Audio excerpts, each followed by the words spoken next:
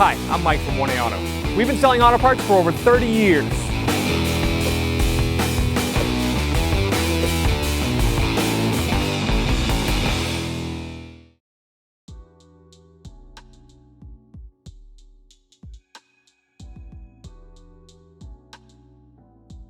Hi everyone, Sue here at 1A Auto, and today in this video we're going to be working on this 2008 Subaru Outback. I'm going to show you how to replace the front cranksail. In this vehicle, you do not need to pull your engine to do this job. We pull the engine to do head gaskets and to give you a better visual of the repair. So if you need any parts for your vehicle, click on the link below and head on over to 1AAuto.com. Raise and support your vehicle with jack and jack stands or 2-post lift. We're going to drain the radiator. We're going to loosen the radiator drain petcock. There you go. Once that's draining, I'm just going to pull the clips. Remove the oil drain plug and drain the oil.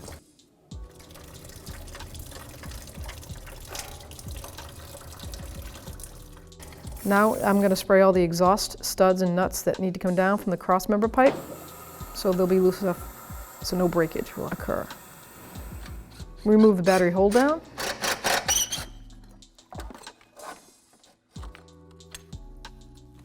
Now remove the battery terminals.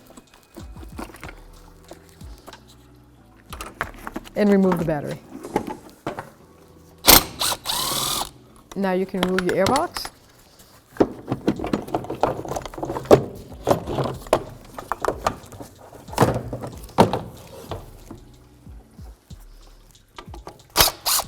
Remove the drive belt shield.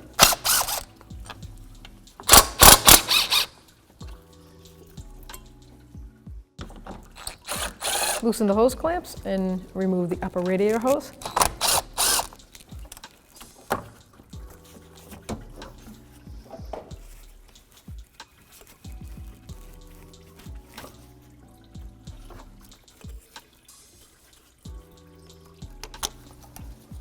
Remove the battery cable from the alternator.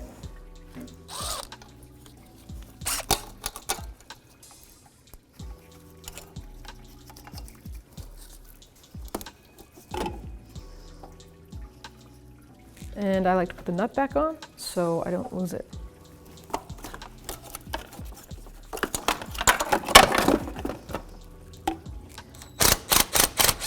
Remove the alternator bolts.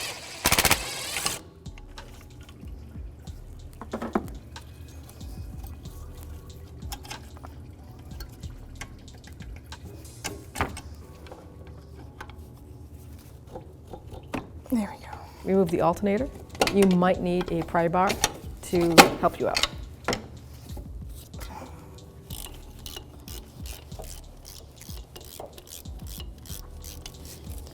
Taking the power steering pump bracket assembly out because I'm not going to drain the power steering system. So I want to take the whole bracket out with the pump, set it aside.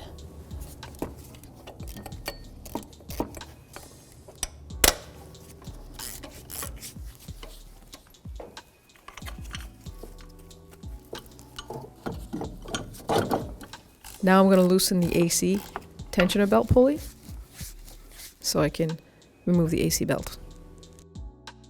Now I'm going to remove the AC bracket from the engine block.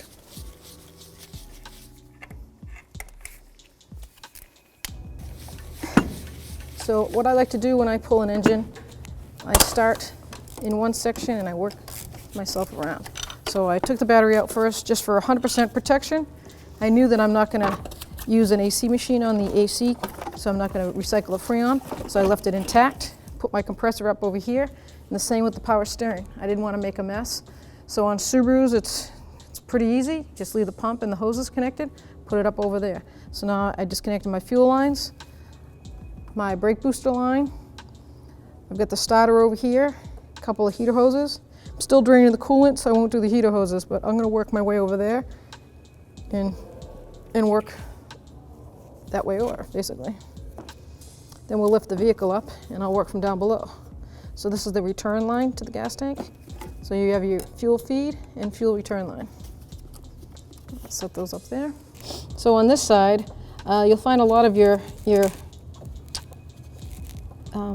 imports that will have one main harness so that you don't have to undo the whole vehicle.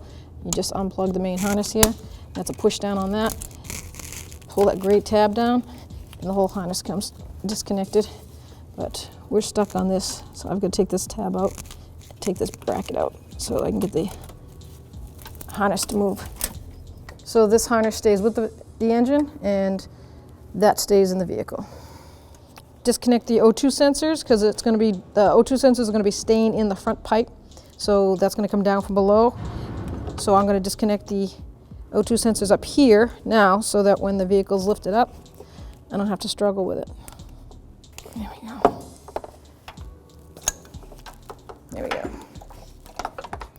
Remove the bell housing bolts from the top of the block, and then we're going to remove the lower section once we raise the vehicle. I'm going to leave the positive wire right on that starter and just back the starter out, leave the cable attached. Remove the heater hoses.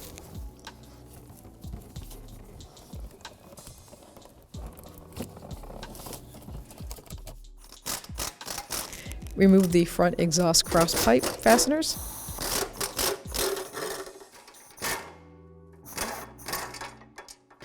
Then we can remove the cross pipe.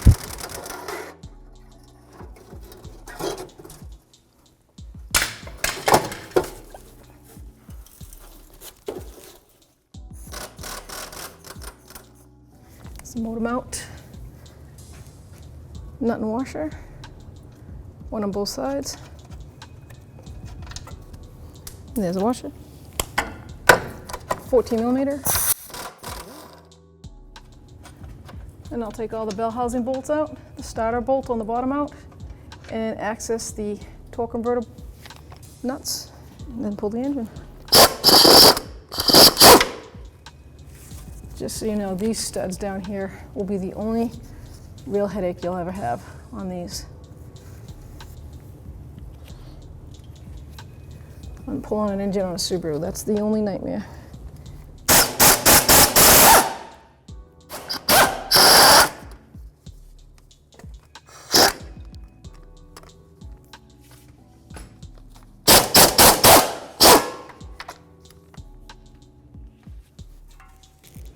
Once you have drained all the coolant from the radiator and engine block, now you can reinstall the radiator drain plug. We can loosen up the lower hose clamps and remove the lower hose.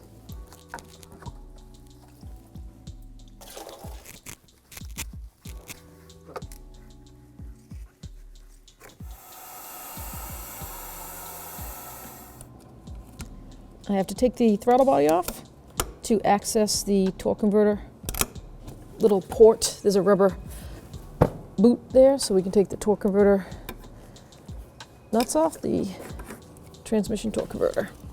So I've got 4 10mm socket size bolts.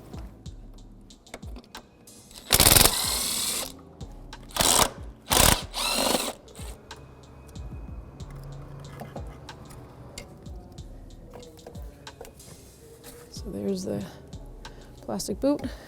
And I'm going to turn the crank and access the torque converter mounting bolts. So the crank bolt, if you need to know, is a 22mm socket. And there it is, it's a bolt. So you have to put pressure on the crank while you go the opposite way with the you don't recommend turning that crank counterclockwise too much because it takes, your timing belt can skip a tooth.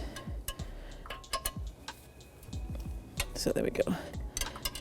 In this case, I take this bolt completely out. I don't spin around. Okay, there's the other one.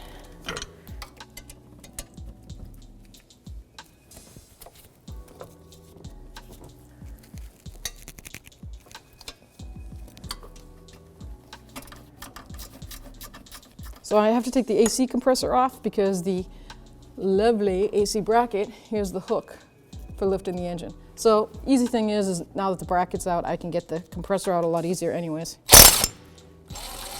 There's 3 12mm socket mounting bolts on that bracket.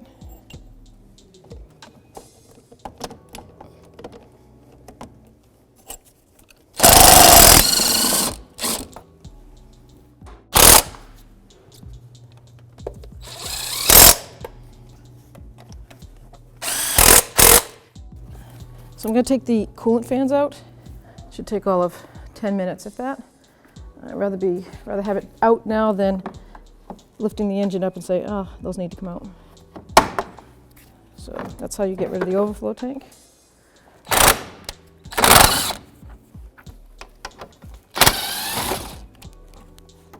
Okay, one more.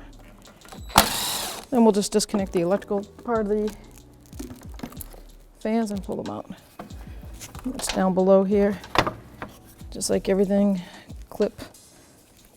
This one's a pull up on the clip. Pull it out.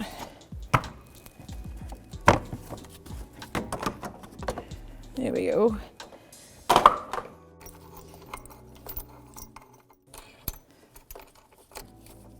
The other hook is in the back. There's a round bracket slot to put a chain through.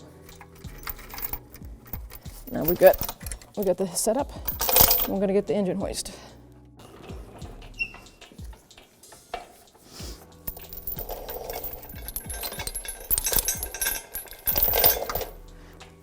Don't forget you need to put a jack under the transmission. Just need to jack it up enough so that that clears, because you've got the 2 studs in the bottom of the transmission. There we go. Now the motor mounts are clear of the frame. Let's make sure my power steering pump's out of the way. Yeah, and those bolts look clear. What we're going to do is get a pry bar, go between the housing, pry it free. Cannot forget your torque bolts that I already took out. There's a reason for that. If you drag the torque converter out, you can break the pump seal on the transmission side. I think I'm going to jack the training jack up a little bit more. There we go. Now it takes the pressure off that bell housing. The hoist.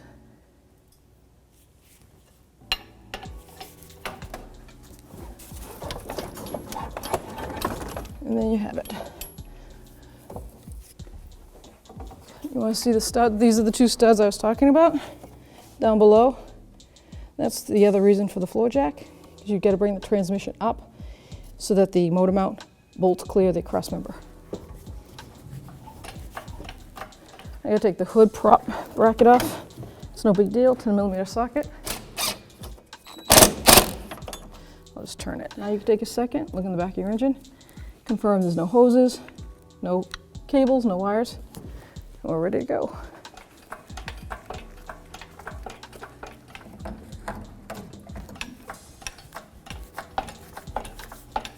Make sure your oil pan clears the radiator.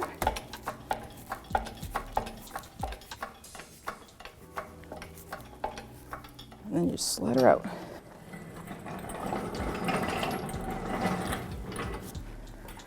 So this is the transmission torque converter. It's an automatic transmission. If it was a standard, there would just be a clutch pack and a flywheel. The difference is that you don't have anything to unbolt. These are the torque converter mounting bolts to the flywheel. So you want to make sure it stayed seated, it didn't pop out. It's what they call a sun gear in the center. That sun gear goes through several stages. So you spin your torque converter and push at the same time. And if it had slid out just a smidge, you want to make sure it seats all the way back. You know, so put your fingers back here and you'll feel the roundness against the aluminum housing. This did not move, it's seated right where it should be.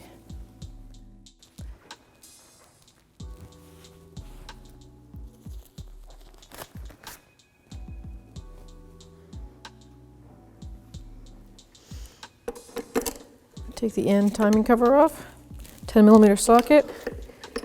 There's 3 of them total. Slide it right out.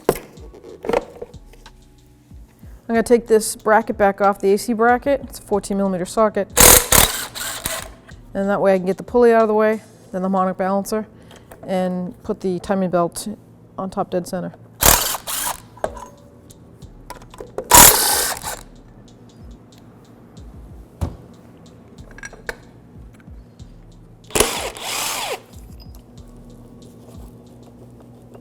Even pressure, just pulling it off. There's just a keyway, that's it. It's not pressed on.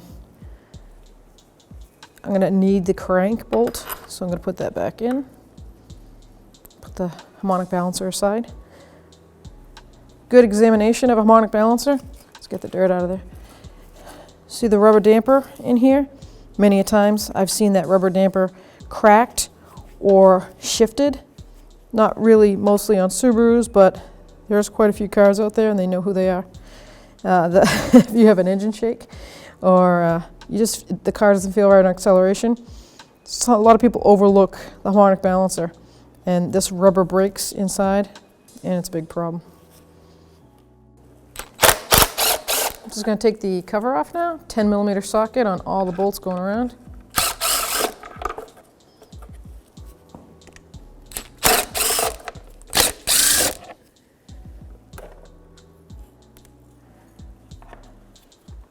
Now that the cover's off, I put the crank bolt back in the crank and I can turn it to bring it top dead center. The Subaru is nice in the sense that they have everything marked. And this is marked with white paint. There's a white mark there. So I'm going to bring this crank around and line those two up. And then once that's lined up, I'm going to check my marks over here. They have a cutout in the back cover, white paint. And then there's a slot with the white. And then over here, there's a notch in this crank, the right side cam. And that's going to line up just with a straight X marked in the head. Now we're all set. Everything seems to be good. So the other thing about we're looking for on this cam sprocket is the arrow. Manufacturer puts an arrow here, and that's pointed right here to the edge. Usually there's a marking, that notch. If you get a schematic for the printout of a timing belt, it'll show you the arrows. And then the same here. Now with the timing belt all lined up, I'm going to take the timing belt tensioner off. It's a 14mm socket. I just undo the bolt, mounting bolt. There's a large washer in the back. It might fall out, and that's fine. There it is. So now I can set that aside. Oh, see, it came with a nice little O-ring, holds that washer on. We're going to end up having to put this in a vise when it comes time to reinstalling. And you can use a small drill bit, or if you have some of the leftover pins, that I usually have a bunch of those. So now I'm just going to take that belt off. As you can see, it's new, so we're going to reuse it. If you have not replaced your belt, now is the time to do it. Even if it looks okay to you, but you don't have any records of when it was changed, change it. I'm going to end up replacing the front crank seal. So I'm taking the bolt out that turns the crank. I'm still lined up perfectly on my center, on my crank pulley, so I'm going to take the bolt out of the way. And I'm going to take the gear shaft off. I just take a pry bar or a flat screwdriver and gently push. You'll see it come off the keyway. It comes right off. I take a nice small flat edge screwdriver. I go on the inner side and push the seal out, not the outer edge. If you damage the aluminum housing here, you could have a leak. That's how easy that is. And like always, before I install a seal, I like to just take a clean rag. I take the flathead screwdriver, and gently just make sure there's no dirt, oils, and clean that up in there. Now it's ready to install the new seal. I put a little clean grease, silicone paste, Vaseline, just line the inside of the seal so that you can glide it on like that. Now the good thing about these, the pressure of your thumb can pretty much center them.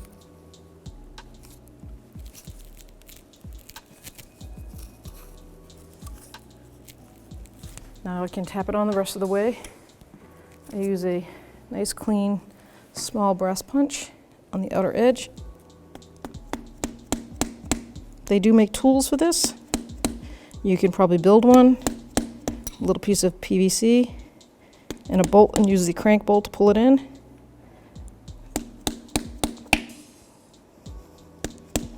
Or you could do it old school, like I'm doing here. Always take your index finger or finger that you trust, feeling make sure it's sitting flush all the way around. You'll feel the lip raised up, like right there. I feel a little raise, and over there.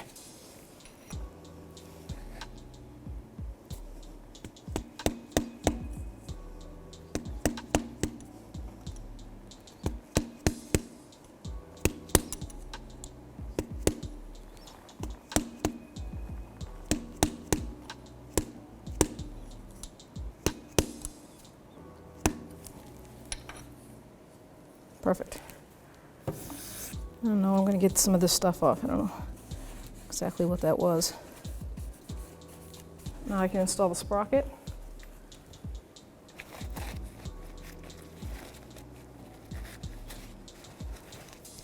So I'm going to line that keyway up with it's right directly down at 6 o'clock.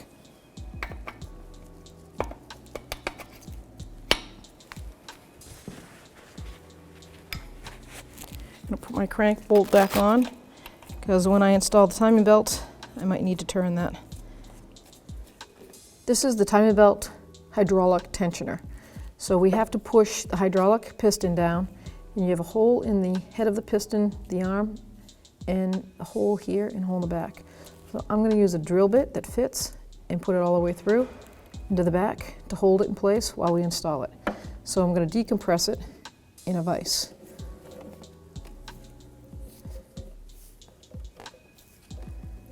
Just turn it a little bit at a time and let the hydraulics do its work. Don't force it. If you have not replaced the hydraulic tensioner, I strongly recommend it. As you can see, ours is new. I'm just going small increments. You can feel the hydraulic oil pressure drop. I'm going to install my drill bit.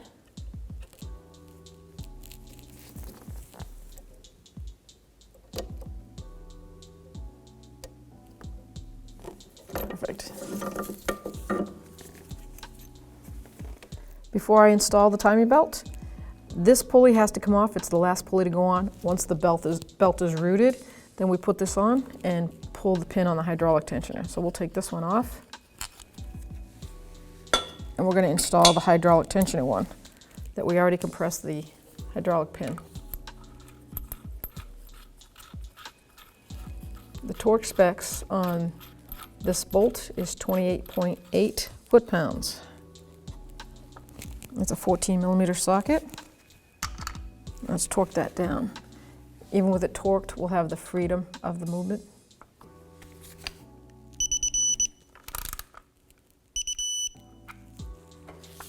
Now with your new timing belt, there's markings on it. You have one white line there. You have another line here. And then you have several lines right here. These are actual arrowheads.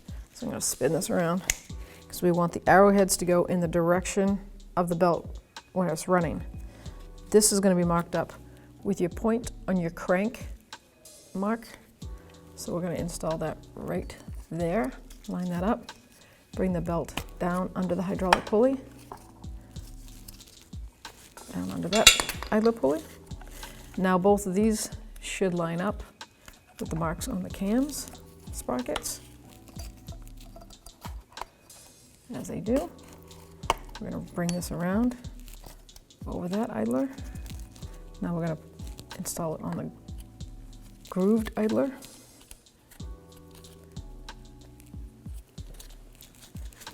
Could get a little challenging. It's not uncommon.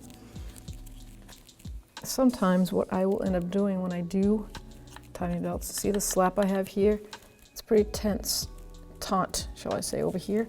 But this one has a little bit of play. So I'll get myself a 17mm. I'm going to use a wrench, and I'll show you why. With a wrench, I don't want to ratchet because I don't want it to be able to spin. I don't want the cam to be able to snap or spin. So I'm going to pull up on that, find that. I'm going to skip a tooth forward. See how the tension is there? I'm going to skip a tooth forward. With the belt off of it, try to hold it right about there, I think.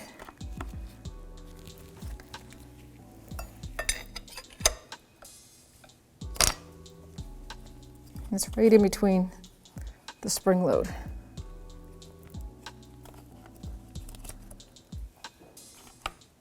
See, that's one tooth off. So we'll do it again.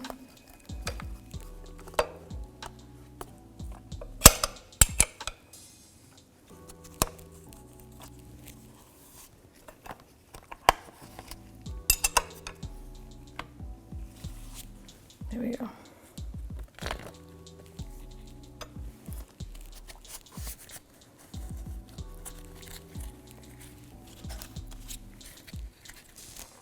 Now I can line the grooves up in there, slide it over the idler. I'm going to use a pry bar, and I'm just going to put a little tension on the hydraulic tensioner from underneath, staying clear of the belt and any other pulley. And I'm going to put a 17mm wrench on the cam so it doesn't snap or move. I don't want to misline the timing belt. Now I can guide the belt onto the bottom pulley. Now it's time to install the last idler pulley. So I take the bolt out, put it up against the belt, and I can lift it and thread this right in. All my marks are still lined up, nothing's moved, and the torque on that is the same. It's 28.8 foot-pounds. That's a 14mm socket. Perfect. I'm going to double check all my torque on all my pulleys.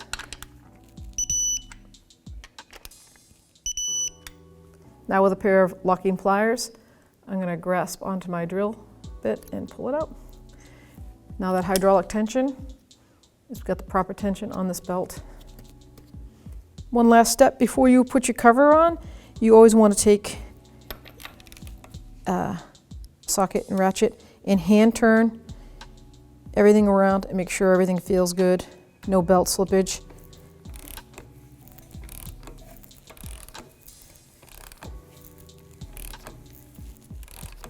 I can hear the compression. I'll line the belt is not going to line up, but I will line my marks up again and confirm that everything is right where it's supposed to be. So now Subaru cover, they're pretty notorious for these gaskets falling out. They swell with oil. The kit we got from 1A Auto comes with all new gaskets for the cover. So that's kind of a sweet deal. So I'm going to install my new gaskets. And it's important that you put these on, or that they're still on, because you don't want water getting up inside this timing belt area, sand and dirt from the road.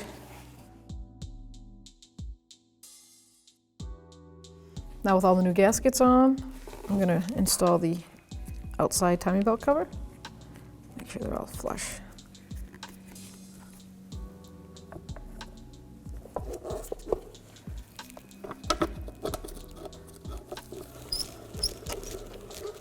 Just snugging it so I can still have movement. And there we go. Now we just put all your bolts all the way around the cover.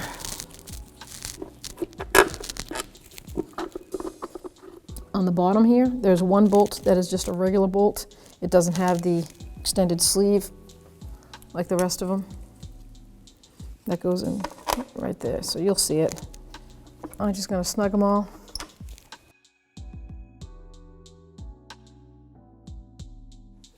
Now I'm going to install the left bank cover, and it's got some grooves that line up.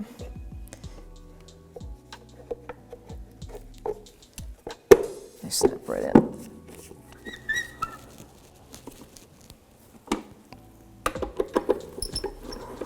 To install the AC bracket, we reposition it. It's got the 3 mounting bolts that are 14mm socket. Place it in spot. bolt in, then one up front.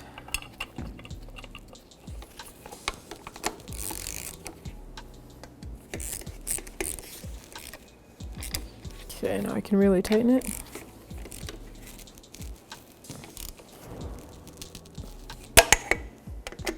Now it's time to put the crank on. So I've got to snap the harmonic balancer bolt out from me spinning it for the timing belt. So it's 22mm socket. I want to give it a quick snap because I prefer not to have the engine turn backwards. So if you have an electric gun or an air gun, it's best to snap it free. Line the keyway up. There we go. Put the bolt, make sure the threads are good, and no burrs. You can get a new one or you can use the old one. The first stage in torquing the crank bolt is 33 foot-pounds. I'm using a belt strap to see if I can hold the crank. Okay, double check. Yep. And the second stage is 133 foot-pounds.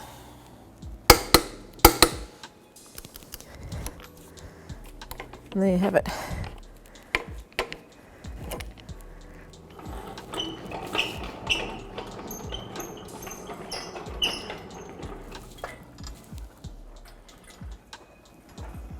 So the challenge here is going to be making sure you line up these two bottom studs with that transmission. That's the hardest part of this.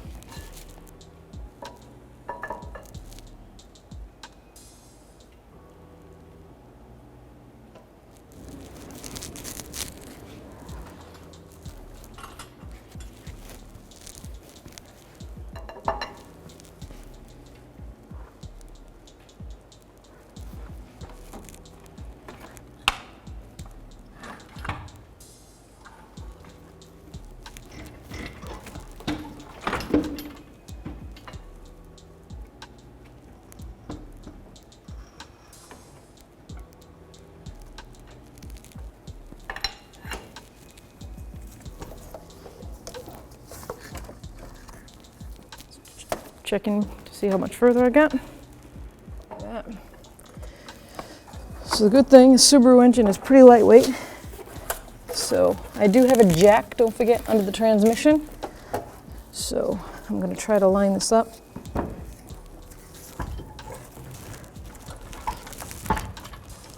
I might jack it up just a hair. Okay, now I'm happy with that. Let's see if I can get that one.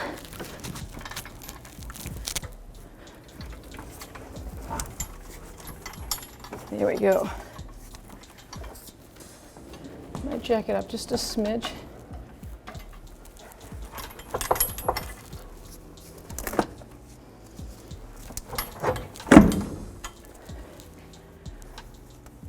Looks real good.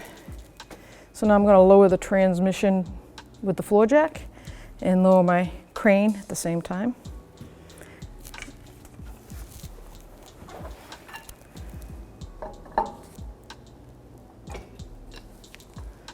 All right, so the tension's off the engine. Let's see if the motor mount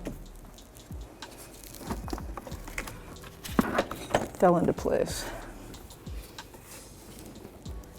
It needs to go back probably about maybe a 1/2 of an inch to 1/8 of an inch back for those motor mounts to fall in. So I'm going to bolt up my housing, transmission to the engine, get all my bolts started by hand. As you can see over there, I get more of a gap than I do over here, so once I put the bolts in,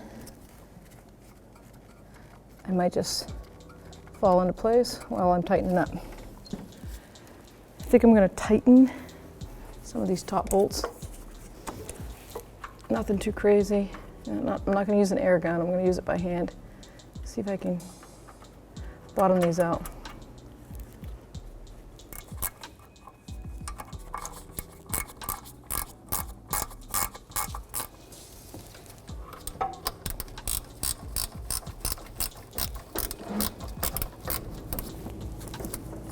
Now that the engine's all lined up with the transmission, the motor mounts are just a smidge off from the slots, so I'm just gonna go underneath and tap them, and they'll fall right into the cross-member bolt holes. There we go. Make sure that plate lines up. I gotta get a pry bar, pull it back now. Just gonna lift to support the engine enough so I can spin this plate.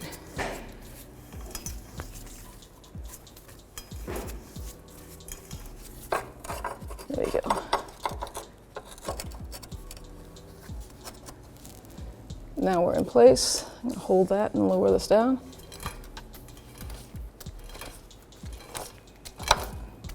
Perfect.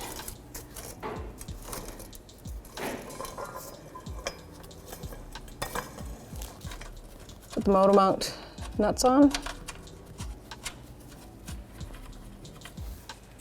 Both sides. Now I can put the bolts on the transmission studs, the nut, sorry. So you get a flat washer and then the nut. Let's put those on.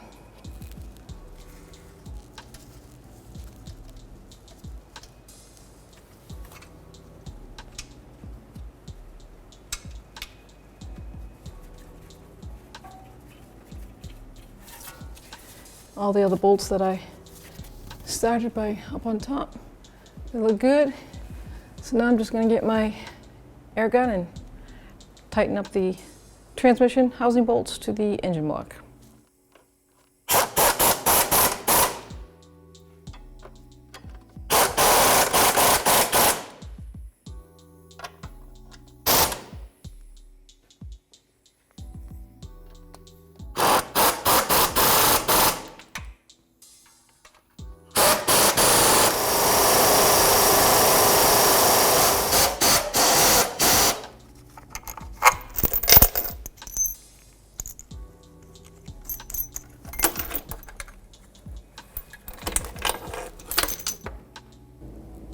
Now I'm going to line up the starter, reinstall the bolts, making sure that that ground wire is attached to the top bolt bracket.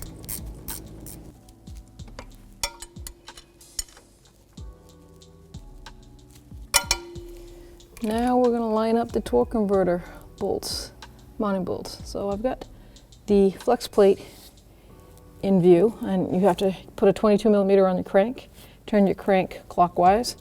So I've got the mounting bolt hole on the flex plate in view, but I don't know if the torque converter bolt hole is lined up. So I'm going to spin that by hand. I'm going to get a mirror and use a mirror at the same time. That I think will help. Okay. Now with a mirror there, I put my finger inside and turn the actual torque converter, transmission torque converter, until I see thread bolts. Once you get one in, you're pretty much all set. Perfect. Now you have to tighten it out by hand. I'm just going to bottom it out. I'm not going to torque it yet. I'm going to put all of them in, all four, and then go around and torque it to 18.4 foot-pounds. That's the manufacturer's specs.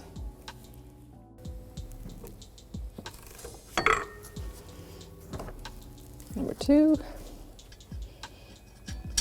You gotta be real careful here because you do not want to drop one of these bolts. There's two types of torque converter mounting methods. Some people use studs and you put the nuts on, and some people use the bolts. The bolts are nicer because then you don't have to line up the studs to the torque converter to the actual flex plate while you're trying to line the engine up to the transmission. And you could do damage to your torque converter pump, transmission pump, if you do not line them up properly. I want to show you something pretty neat about Subarus. So the main harness down here is bolted right here and right one over here with a 12mm socket head bolt. You take these out,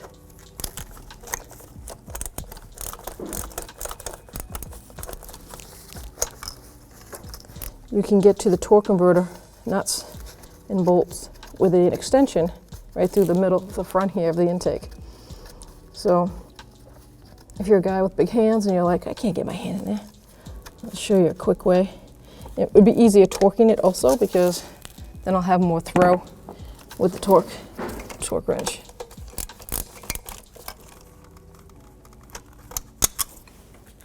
There we go. Now you can go right through the front here.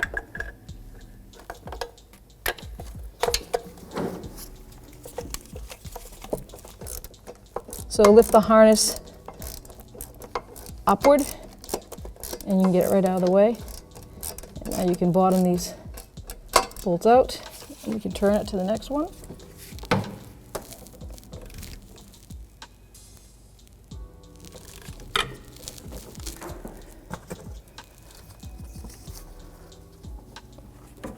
Gonna put your harmonic balancer socket ratchet on reverse because you gotta hold the engine.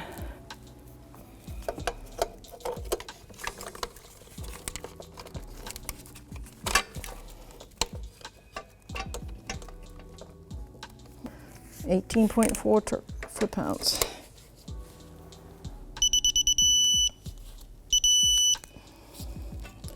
Take it off.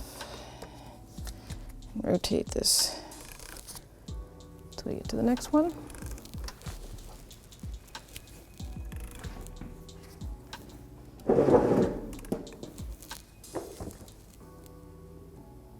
There it is.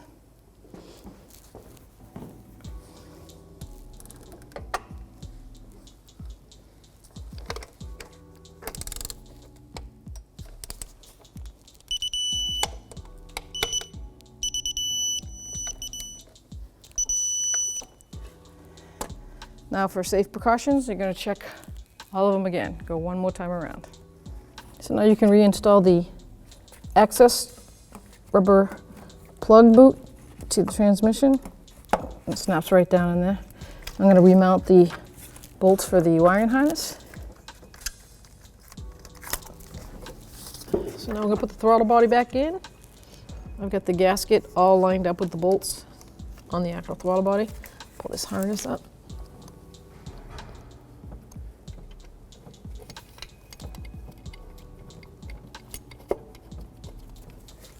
I just want to start it by hand. You don't want that gasket falling down or get pinched. That's a 10mm socket.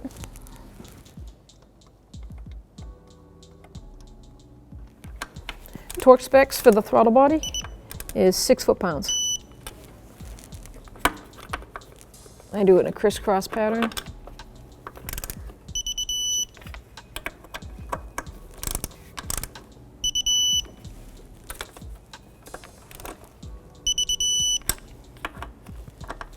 So I'm going to go from here and work my way around and start assembling all the stuff on those side of the body. So over here I have the coolant hose that goes to the throttle body. I have the connector. I have the other coolant hose.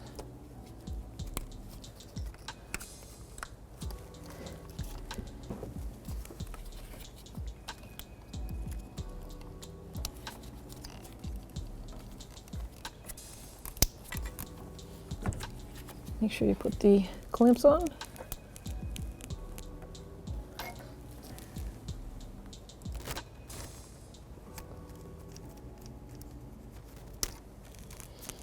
Then I have the main harness here.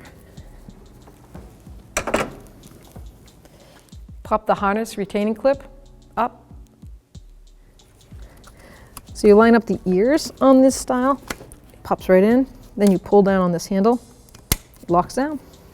Then you can crimp this. Perfect. Now I have the power steering pump. You get 3 bolts for the power steering pump. The long one is going to go in this bracket. Don't forget to plug in the power steering switch. And we'll tighten that bracket down. It's a 12mm socket. I snugged them. Now I'm going to torque these to 18 foot-pounds.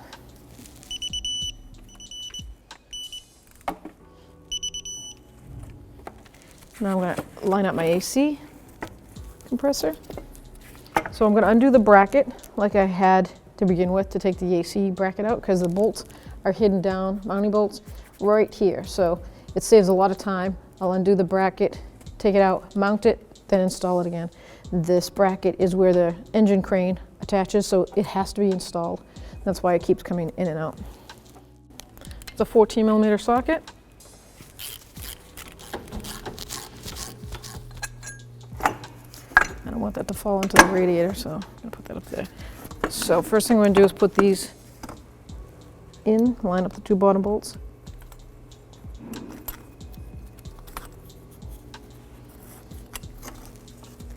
I can put this bracket on.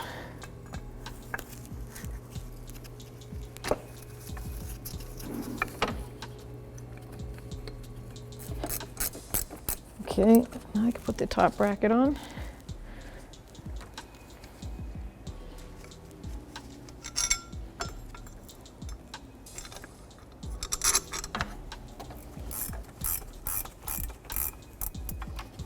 And now I can start the bottom one. Perfect.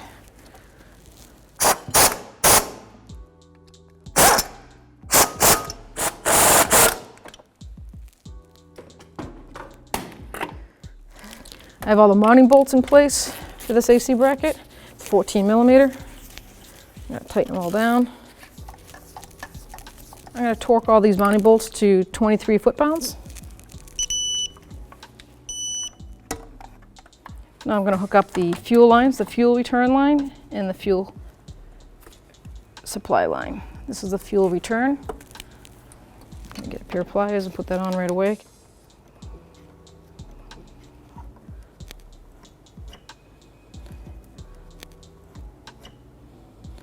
I've put this connector on. Hear it click. Now there is a lock pin for that. It's the plastic guide. So that goes like this. Snaps into place. Work my way over here. Came out of the bracket. Now I should have, that goes to the air box, but there's gonna be two coolant hoses down here. I'm gonna attach those.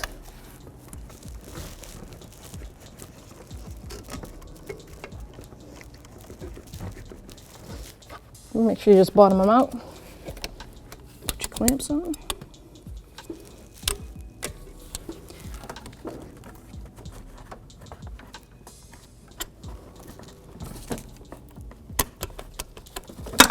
This is your brake booster vacuum line.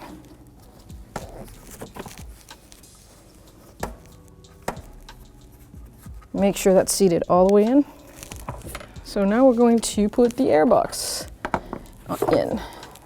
So this has, I'm gonna mount this part over here. It can be a bit of a bugger.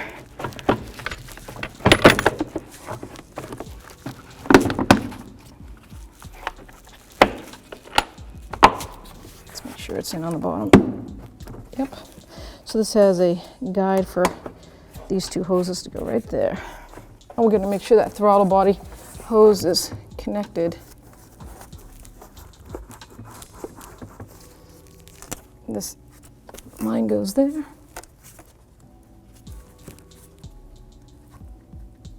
Got a mounting bolt right here.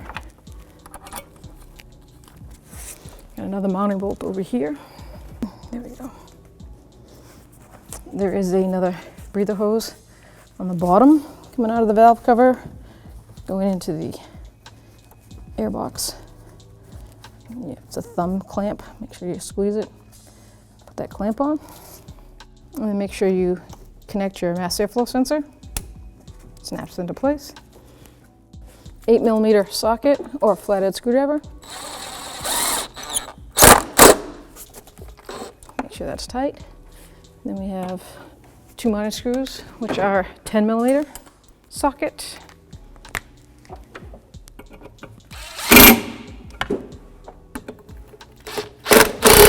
We have the coolant fan. It's got the 4 blades and it's located on the driver's side of the radiator.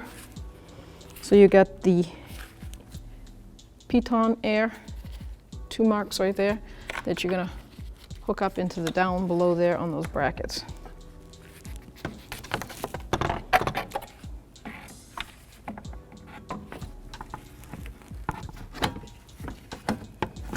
There you go.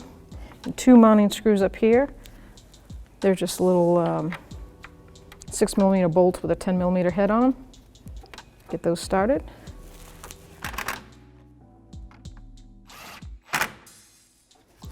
Now make sure you connect your electrical connector for the fan.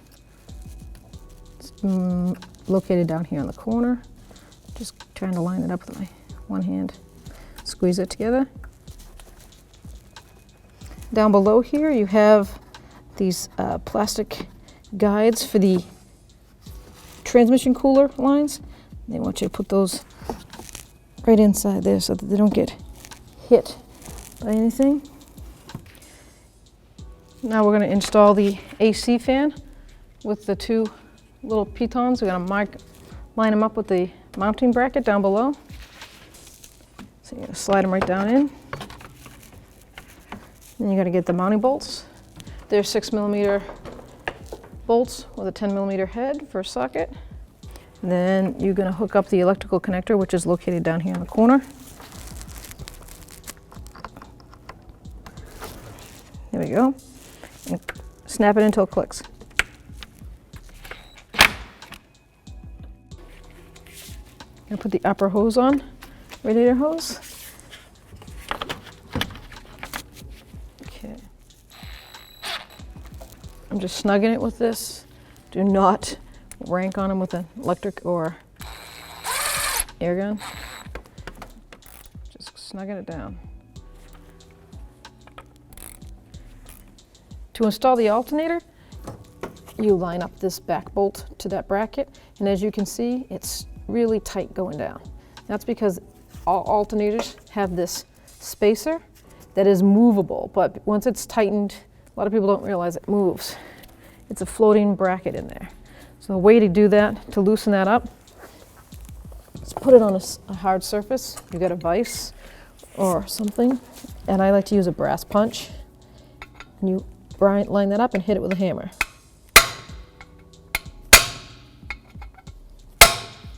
There you go. See how it's seated down? You can see the difference over here. It came out some. Now when we go to put that in, I'm not struggling with it. Falls right into place. Put the long bolt in.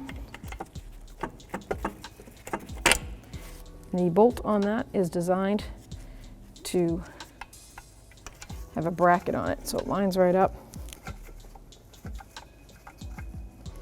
So the nut won't spin because it has those ears on it that line it up.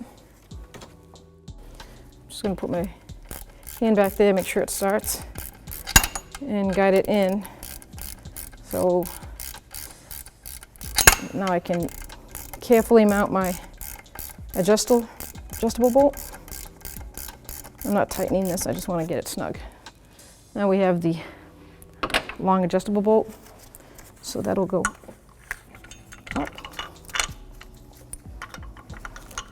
You can't go this way, obviously it doesn't line up. Spin it around. It goes on the ear of the alternator, threads right in there. Both these mounting bolts are a 12mm socket. Just going to snug this bottom it out. I'm not going to tighten it because I'm going to have to make adjustments once I put the belt on. So this alternator has what you would call a belt guard. You see how there's 2 washers here? You have the big thick one that mounts against the alternator and that thin one.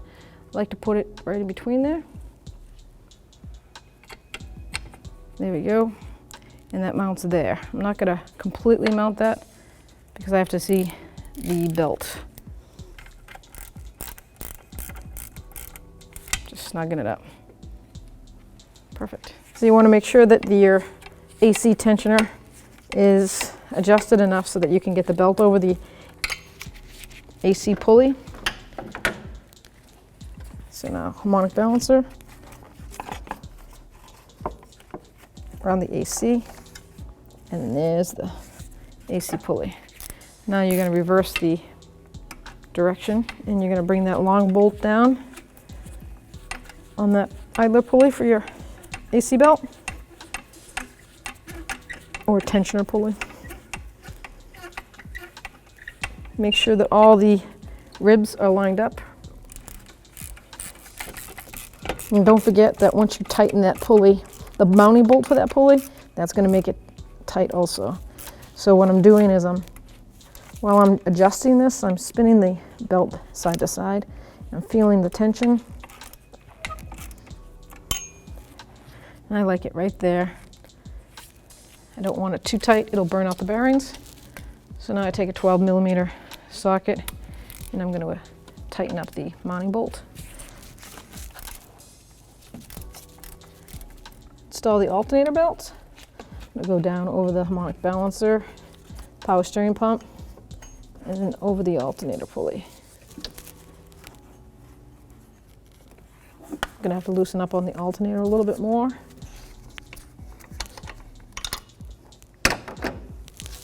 Pretty much it. There we go. Now I can adjust this adjuster. Check your belt. Okay, I'm going to leave it right there. And I'm going to snug up the adjuster bolt mounting bracket. Now I can bring this bracket down and tighten up.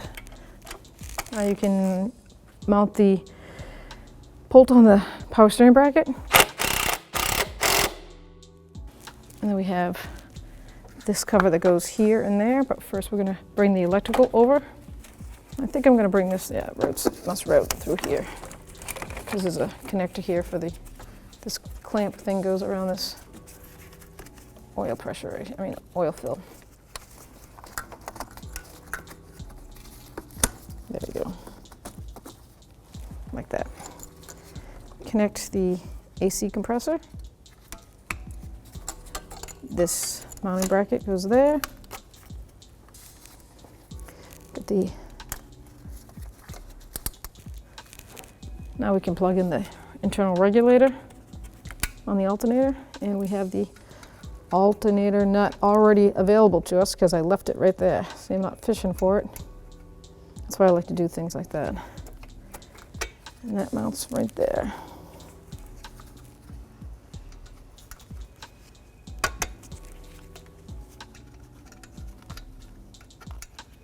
That's a 12mm socket.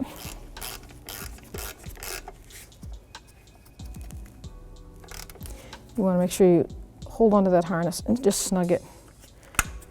If you just rank on it, that's a copper bolt. It'll snap off inside the alternator. Now we can put that cover on.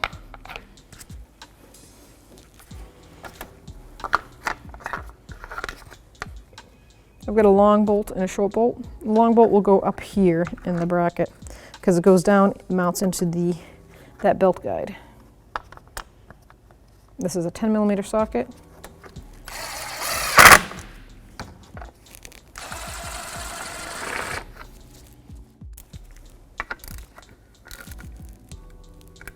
Now I'm going to put in the overflow tank. So you've got this piton that is going to mount up to that little ear mounting. There we go. So this is how you mount this. This slides into this bracket, and that is going to be the mounting pin on this side.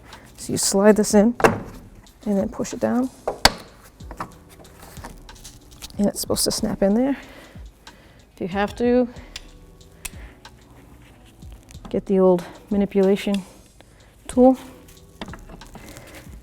pair of pliers.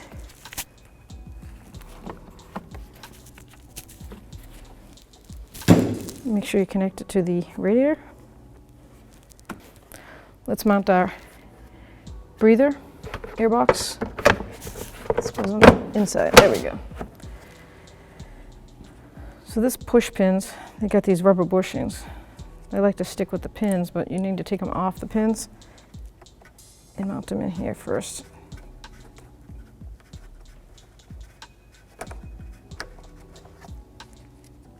Do that to both. Perfect. Now we're going to push the push pins in.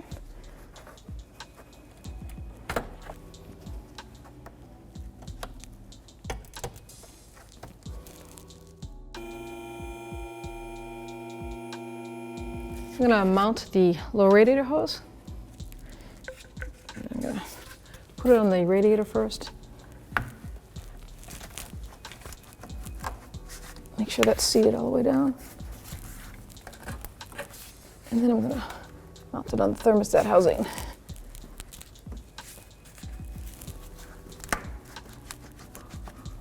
There we go. Let's put the clamp on.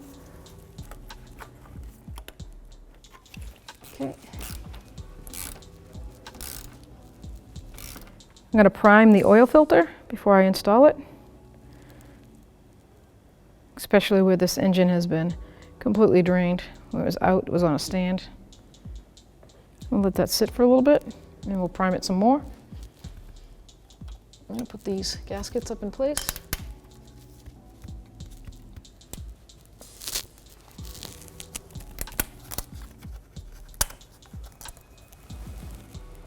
On both sides.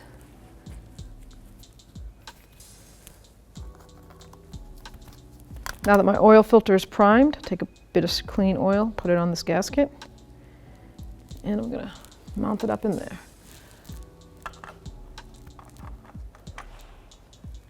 Doing this before I mount the front pipe exhaust because it'll be easier for me to snug it down by hand.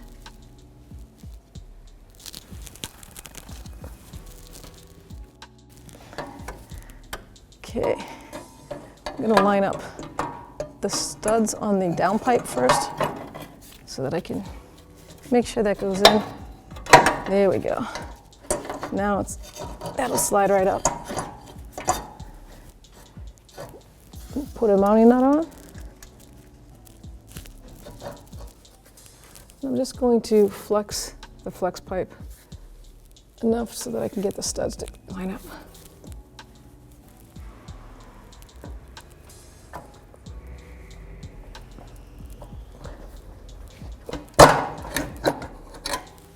Okay, now I can put the lock nuts on the stud to the heads. These are all 14mm socket, even these down ones. I'm just going to snug these up until they bottom out. And then I'm going to tighten them by hand. So just using a 3/8 drive 14mm deep socket, I'm going to snug these bolts down.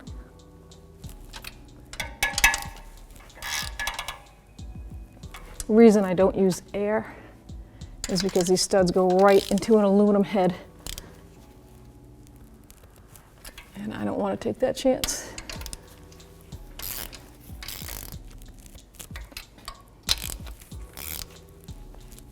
So now these have got your O2 sensors. The connectors are connected up on the top. So I'm going to fish them up there and then connect them in, because you can't reach the connectors from down here. And the front pipe is a 17mm socket. Here we have our upstream O2 sensor and downstream O2 sensor connectors. I'm going to connect them. This is really air-fuel ratio sensor, or upstream. Connects right there. There we go. And here is the downstream O2 sensor.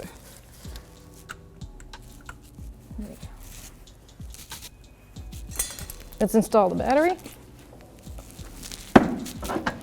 So now I'm going to clean the terminal ends.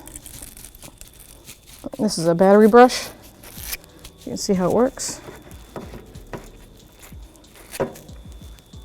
To clean the cable end, you take the cover off of your battery tool and put it on the handle. And now you have the inside brush. We're just cleaning the connection. Slide that down. And it's going to be a 10mm socket. I like to put the cover on right away. So here you have a a long L bracket and a short J bracket. The long one goes in the front, and the short one goes in the mounting back. You see that mounting hole right there?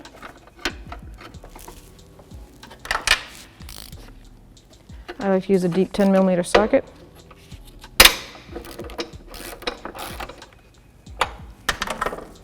Clean the negative terminal. And make sure that's all the way down on the terminal, on the post. 10mm socket or ratchet. Now let's add the oil. This takes 4.5 quarts of oil. 5W30 is the manufacturer weight it recommends. So you can top off your fluid, fill up the radiator. So now I've checked all my fluids. I've filled my oil, I've filled my coolant, my battery's connected.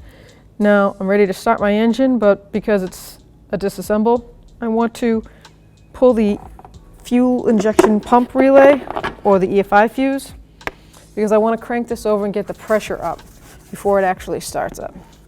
So I'm going to find the location of the EFI fuse or the fuel pump relay, whichever one I can find. Okay, fuel pump, 15 amp fuse. So if I go like this, it would be the bottom one right here. And here's my fuse puller. I'm going to pull that. There we go. I don't want to lose it, so I'm going to place it right there. Just cover that in case. And I'm going to crank my engine over.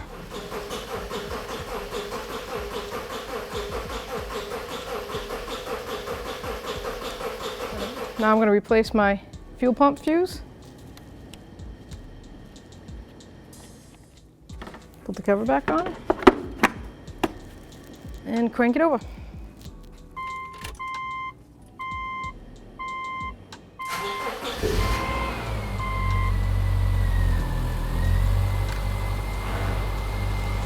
Now we're going to let the vehicle get to temp, check all the fluids while it's running, and if there are no leaks, everything's good, then it's time to put the splash shields back up and go for a road test.